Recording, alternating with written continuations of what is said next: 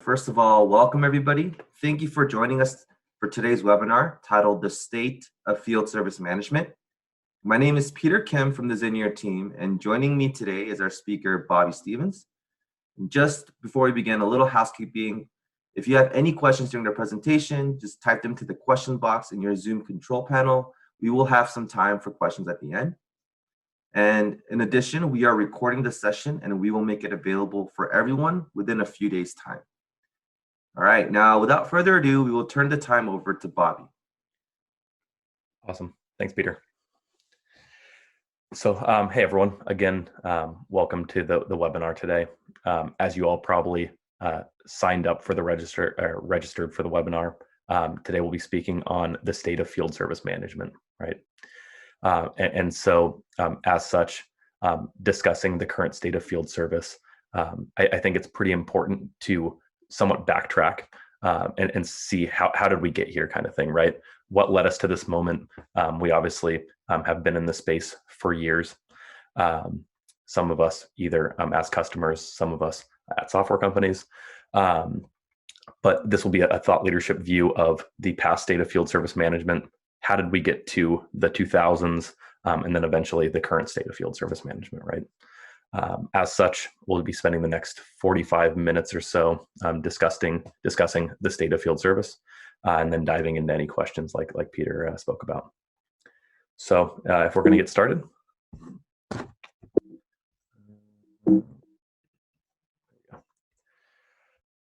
So I'd like to start off with a brief introduction of myself. So my name is Bobby Stevens. I'm a strategic account executive at Zinier. While I'm somewhat new to the Zinier team, I've worked in this field service management space for about 10 years within operations and sales. So I've kind of done it all in the software side of things, right? I've worked with hundreds of companies in the med device space, manufacturing space, telecom, aviation, and oil and gas, with many customers as well as prospective customers.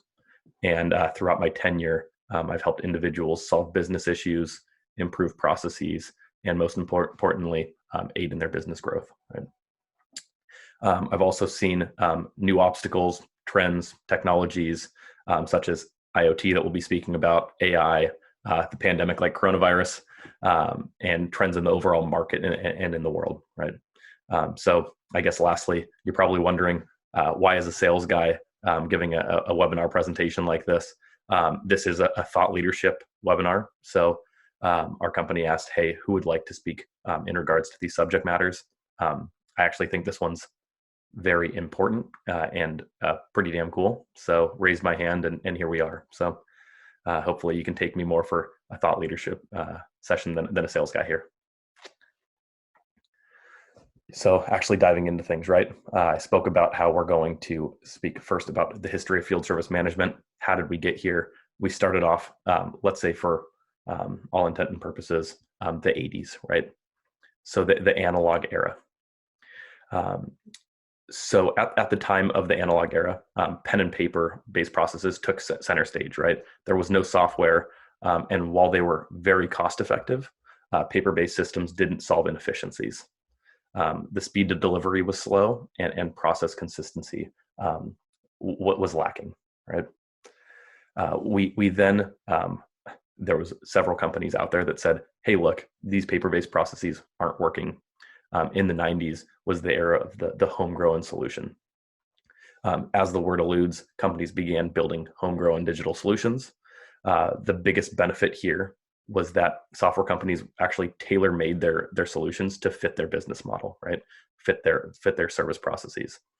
The service processes chain was therefore very fluid, but the downside was that it was extremely expensive to maintain and difficult to use in the field. Obviously, if you're building a solution, especially at that time where we weren't as advanced, you build the solution, you tailor it towards your business. If you have to pivot your business processes, it was very expensive to pretty much take the solution and mold it how you needed to. So next, the 2000s, and I would say that we're still somewhat in this stage, right? We're somewhat in the middle, probably tilting a little more to the right towards today. but a lot of companies still fall into this 2000s field service management era state. And this is where TOA, Click, other solutions like ServiceNow, ServiceMax, all came into play, right? They came onto the scene. They had algorithms to optimize how you scheduled your technicians, insights into work order history, assets, mobile apps for technicians. You guys get the picture, right? These software companies, especially early on, didn't think of the customer first. Instead, it was more the customer's job to mold their processes to fit the software, right? Pretty much bulky software, just somewhat like the homegrown solution era, that you had to mold your business to, mold your processes to. These companies pretty much had to take disparate systems and plug them together. You still see this in this day and age, right, where a company goes out and purchases a solution or acquires a company, and pretty much uses that as a puzzle piece to fit the overall matrix of their own solution. They can't solve for a problem. They take that company, they acquire them, and it expands the depth and breadth of their solution. But therefore, it becomes a disparate solution, right? It's just a plug of all of these different puzzle pieces instead of a sole solution that is working on top of each other that was built for a certain purpose. And so there's 5 problems with these solutions in this column here, right? 1, many of them are cobbled together systems being built by acquisitions, just what we spoke about, right? 2, they aren't flexible enough to keep up with the amount of change in today's businesses. As we spoke about with that whole homegrown section, the field service management section is just the same. When you build a solution, if you have to pivot and change because of coronavirus, because of a change in your business acquires somebody else, it's difficult to scale and to change your business model.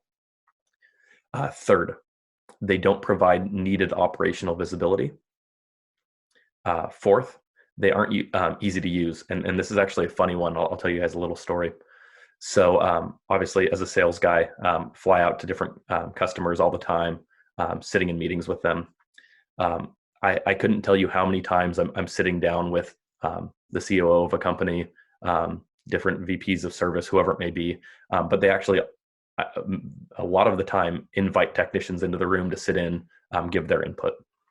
And speaking in the hallway, actually having them raise their hand and ask questions, more times than not, they actually speak on the problem of, hey, the software that we currently have is not easy to use. We have several problems with it. We're just looking for something that we can go in, get our job done, go home to our families kind of thing. And so that's something that's big within, I think, a technician's viewpoint. And I believe that it's actually seen kind of up the management chain. Next, the fifth one, right? So lastly, they aren't able to build or work well with other applications, making them expensive and complex to maintain, right? So these applications were pretty much siloly built. While they might be able to connect to a CRM or an ERP, or internally as a company, take ServiceNow for an example, or IFS, they were built on either purchasing solutions, ERP solutions, whatever it may be.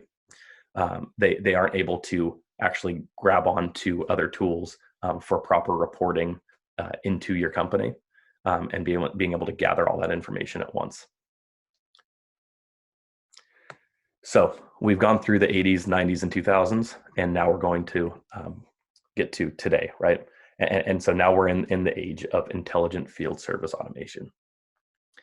So as such, cloud architectures and AI are de facto technologies in this stage, right? So as I stated before, we're somewhat in the middle of that 2000s / today section within most companies. IoT allows for connected devices in the state. Drones can survey and execute service remotely. We have AR and VR that enable real-time upskilling in the field. These are all technologies that have helped us take a massive leap forward in terms of both productivity and efficiencies, right? So for argument's sake, we're now in this realm. I think a lot of companies are still, sorry about that. are still in the 2000s mindset, looking forward of, hey, when do we make this jump? When is the proper time for us to change our business? A lot of companies don't want to be the first person to make the jump. They don't want to be the visionary, right? So we still have those laggards in the homegrown solution era. We still have those companies looking to make the jump from field service management to field service automation. So we'll now get into the 5 defining trends of field service, right? And while you're looking at these, I think it's most important to start at the bottom one first, digital transformation acceleration. And the reason I think we should speak about that one first is because it pretty much creates or makes the other 4 sections move quicker, right? And so we have digital transformation here, and the acceleration factor right now is really the times we're in with coronavirus, with how the world's reacting to it, whatever it may be. We've had to change processes within our companies, and we've had to actually change our business model because of our customers, right? We want them to be safe. Because of that, we have the movement to the cloud, field operation modernization, IoT network growth, and mainstream AI and ML adoption, right? And so we'll be diving into these now.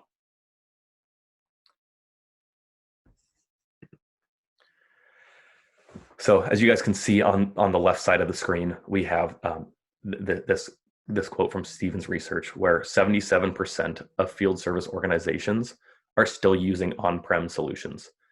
Actually, a very staggering number to me, with all of the companies that I feel like I've spoken to in the past, knowing how many customers different field service software companies have. Pretty staggering, but I'm guessing a lot of them are either the laggards in the group, obviously, or the smaller companies. And so what does this mean for you guys, right? If you're one of these 77%. So cloud solutions give a company the ability to scale and deploy where customers are, allowing them to quickly iterate as needed, right? It lets you iterate across time zones, across different geographies, whether they be the same language or different languages, right? It's much easier with a cloud solution to expand your business, to expand within the market. Secondly, they provide services and infrastructure that allows us to dynamically create secure environments from development to production, right? And this also is while leveraging security tools. So if you take, for example, AWS, which is Amazon, right? All of these tools, I don't know how many times in my life I've sat on a call with somebody and they're afraid to move to the cloud because of security reasons, right? These companies are extremely safe. It's pretty much one of their number one values to make sure there are no security breaches, make sure that that their customers' information is safe, and therefore their customers' information is safe. So obviously something that is top of mind to individuals, but the more that you actually dive in and understand, hey, really, how does this work? How safe is this cloud architecture? It definitely gives you peace of mind. And so next, right, is that moving to the cloud allows companies to help customers navigate highly complex problems via a seamless web and mobile app, as we were speaking about before, right? Where these companies created these solutions that pretty much could not pivot. Cloud solutions able to take processes, take whatever it may be that you need to do with your business. Let's say take for example, coronavirus, right? Now you need to complete, let's say, a checklist form before you go on site that you are being compliant with some sort of COVID-19 test. We're able to quickly, or a field service management company, automation company, is able to quickly go in and pivot those business processes, add that form in, being able to complete the job and being compliant within the space. And lastly, help reduce administrative overhead, right? Something that if you're an on-prem solution, you probably have individuals that are working on that data center. You probably have a large group of IT individuals that are sitting there saying, hey, look, if we need to pivot the company's processes, this group is going to take charge and do that for us. It's very cost ineffective, right? You have a ton of people doing the work. You're paying for that on-prem solution, and overall, it's a cost sink for the business. So next, field service modernization. So around 65% of field service technicians still print out their daily schedules and bring them to work every day. Another stat that I've actually spoken to several times, and I still can't believe it's this high. And I guess story regarding this one. A few days ago, I was actually babysitting my parents' dog, and they had an HVAC worker come over, super cool guy, sat down with him and was speaking to him about the whole, hey, I work at a field service company, kind of tell me about your business thing. I geek out about that kind of stuff sometimes. So him and I were sitting down before he went and updated their furnace. And he actually initially walked in with a somewhat bulletin board kind of thing with pen and paper, right? And I was thinking, oh man, this company doesn't have some kind of field service software. And he actually was an older gentleman, and I was thinking that he was probably going to be against the whole movement towards automation. But it was actually the complete opposite. He told me that he's been pushing his business to try and move towards some kind of automated tool. He believes that, he told me that he spends about an hour a day putting his information in after he's in the field into their tool, into the office. So he sits for another hour after his day's over doing all that. He said he can probably do an extra job a day. So pretty interesting information from his point of view, right? But I guess I want to give you guys a little example of if you're a company with this problem, what does it look like if you move towards more of an operational automated viewpoint?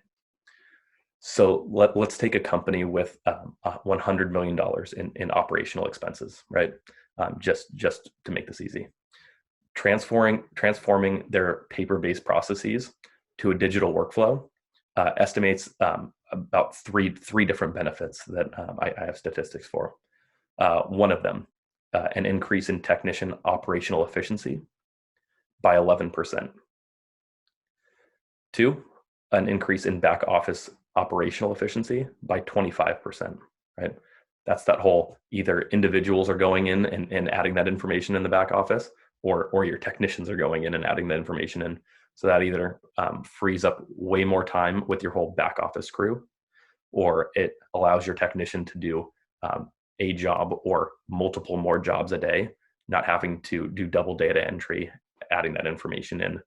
Once it feeds back to the back office, you're complete, right?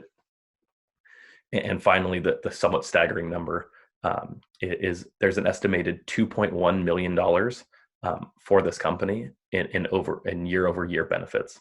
So you're saving yourself almost 2% in total costs just by moving from a paper-based system to an automated system.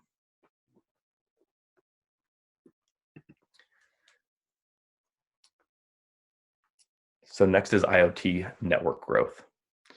Currently, $50 billion or 50 billion connected devices that are collecting and exchanging data as of 2020. And so what happens if your business doesn't move towards an IoT mindset, right?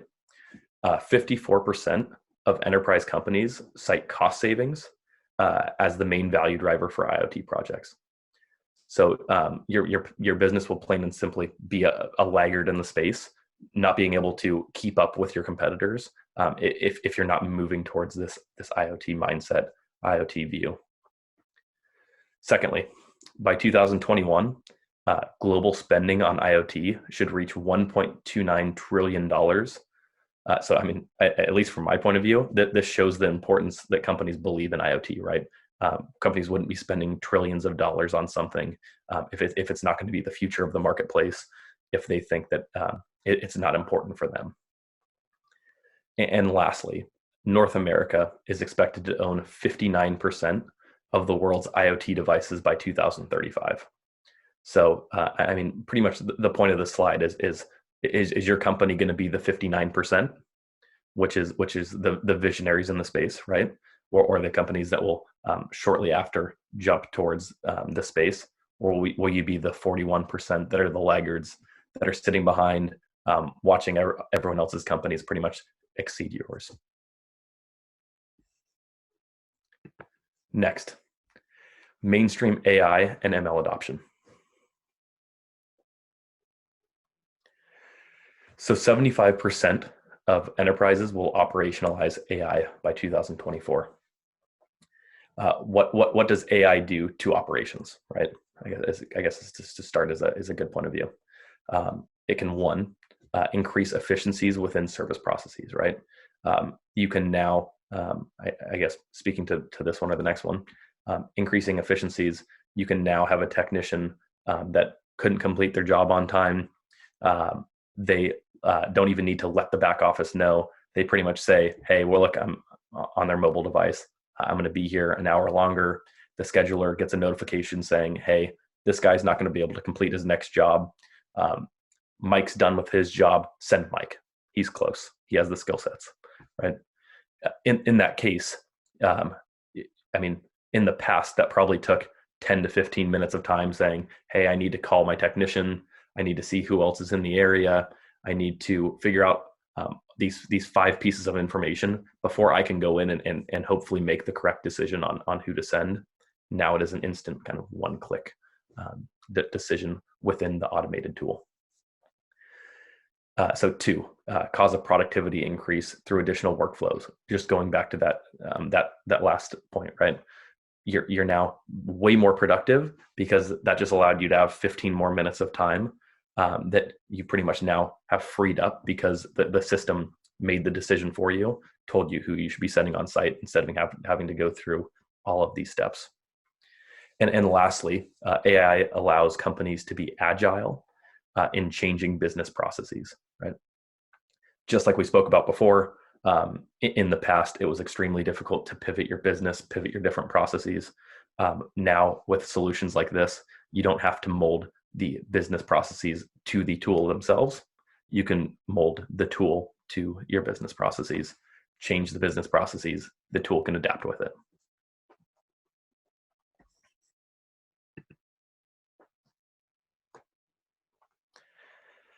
So getting into digital transformation acceleration. And again, remember, this is where we started. We started at somewhat the bottom of the wheel. So coronavirus has caused digital transformation to accelerate by about 61%. To the right of the screen, you'll see the reasons why. I'll talk about them to you, right? So touchless service delivery. We now can't have technicians that are walking all over the place, touching everyone's equipment, being in somebody's house, going around touching all of their stuff, right? We're in a pandemic now, whether people believe it or not. And remote diagnostics are extremely necessary, right? So one of the main ways of doing that is IoT devices, right? Or being able to go in at the outside of somebody's house or the outside of somebody's building, but has become drastically more important because of the times we're in. So secondly, text driving in separate trucks. Companies don't want their technicians to spread coronavirus or whatever it may be to other technicians. They have them drive their own trucks, so they're all assigned trucks now. Technicians aren't allowed to drive together, so there's no spread of the disease, and this causes several problems within a company. One of them is that technicians aren't sitting right next to each other completing a job, so they can't have any form of communication right next to each other. So communication is now key. It needs to be completed in some kind of mobile app, right? And secondly, notifications. So mobile notifications. Hey, look, we have to work on 2 separate sides of the house or the building or the project because we can't be next to each other anymore. When I'm done with my job, I can walk away. You can come and complete yours. Third, task collaboration for crews.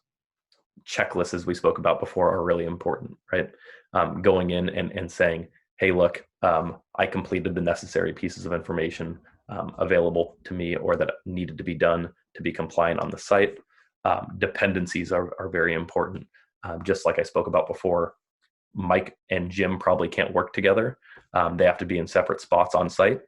And so when Mike's done with his job and Jim needs to come do his work, Jim will be notified, can come over and start his work. The two never have to be close to each other. And lastly, a view into the actual work order, right?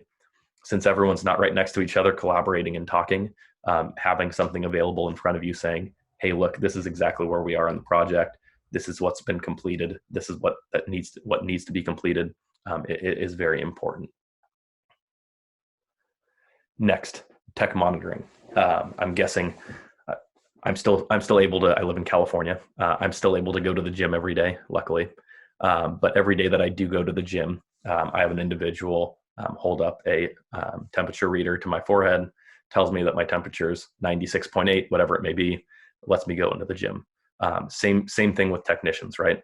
It's very important for compliant reasons to take their temperature, to know that they're not sick, whatever it may be. And then another one is contact tracing. So let's say I went to work in a Safeway yesterday. Somebody at the Safeway got sick. It is important to know that did I get the Safeway workers sick? Did one of my employees get them sick? Or was it the other way around? Being able to trace that information back is important for our customers and for us, for safety reasons. And lastly, service hour management. So we don't want our technicians to go into crowded areas. So sending them in either off hours or when a company's closed for the night, if that's possible, having them fix everything when it's a less crowded area is extremely important in this aspect. So these 5 trends have really been a driving factor in the push towards field service automation, that intelligent automation piece on the far right? Whether it be if a company began the process 10 years ago or yesterday, the trend towards field service automation improves business processes and improves revenue generation. And so there still are several companies that are in this paper-based stage that are waiting to make the leap, right? For whatever reason. There's still companies in this digital tools age, in the predictive analytics stage. But we're seeing a larger and larger increase or movement towards that intelligent automation space. And because of that, this new stage, right, this FSA stage or field service automation stage requires new capabilities. And so these are capabilities that your on-prem solution did not have, that the homegrown solution that you built does not have, that the old field service management solution that you currently have does not relay into the future, right? And so there's 5 of these that we're going to be going over: hyperautomation, applied AI, streaming real-time data, low-code configuration, and rapid app deployment. So speaking in regards to hyperautomation, right? This is taking an automation first approach, which lets you map every process in your operation and bring it into your workflow. And so in the past, right? Let's say you were a homegrown solution. It was very difficult to hyper automate, right? Even if you were automating a solution, it took you months to do. And this is somewhat going into that low code configuration piece, but it took you months to do, many of your IT staff, and probably a large sum of money to do. Now, with field service automation, you pretty much, especially within the use of Zinier, let's say, you actually can see what your whole service process flow looks like. You can easily go in and change, flip-flop, maneuver different steps in the chain as needed, because of coronavirus, because whatever it may be, and be able to adapt and change your business model there. Secondly is applied AI, right? So unleashes new levels of productivity efficiencies. So as we spoke about before, applied AI is pretty much where, hey, look, just as we spoke about with the past story, hey, look, As a scheduler, I now don't have to spend 15 minutes trying to figure out who to send because an individual got stuck on site. I now received a notification saying he's stuck on site, send Mike. Third, streaming real-time data. So from connected devices, it lets you manage a high volume of data and integrate with different technologies. Fourth, low-code configuration. It makes it easy to shape technology to the way you do business. Again, what we were speaking about with the hyperautomation, I've worked at several field service software companies in my past life, right? All of them, I would have probably told you, are low code or no code configurations, depending on your implementation.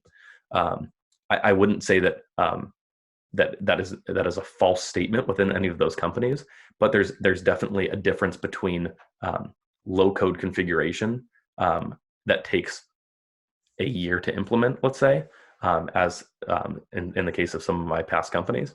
And low code configuration where you're pretty much dragging and dropping information, very simple, somewhat like a high school student can do it in a sense, right? If you know what you're doing, you're taking that information, you are dragging and dropping it, you're creating your processes, you're done in weeks instead of years, kind of thing, configuring and implementing the software. And lastly, rapid app deployment. So the platform approach allows operations to easily build new app development in-house or by partners. And I think I have my phone somewhere here. So I have an iPhone. Most of you probably have an iPhone, an Android, whatever it may be. And I was actually speaking with one of our marketing individuals a few days ago. Think of the rapid app deployment as what we're going to take the phone, for example. And so Zinier would be the iPhone, and the rapid app deployment would be the app store of the iPhone, right? And so what rapid app deployment does is it allows you to create tools or to download or take tools that are already created and mold them to your business. So you're not spending a ton of time creating these applications, not spending a ton of time building them out, syncing them to different parts of your business. You can just download them right onto your phone or onto your field service automation app and have them available to you as needed.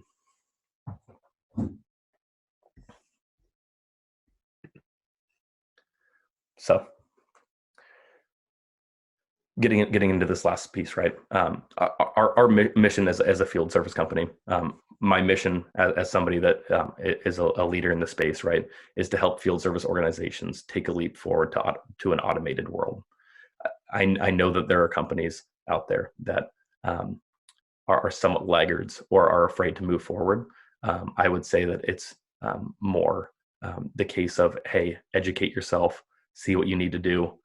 Why is it beneficial to move forward or not? There probably are reasons why it can either be a negative impact to your business at first, or seem like a negative impact. I think that's all right, but as long as you're sitting down, you're realizing where you're at, what you need to do to move forward. I believe that we're going to be taking this jump towards field service automation, if we like it or not, right? So it is the future state, and it just depends on when and how you're going to get there.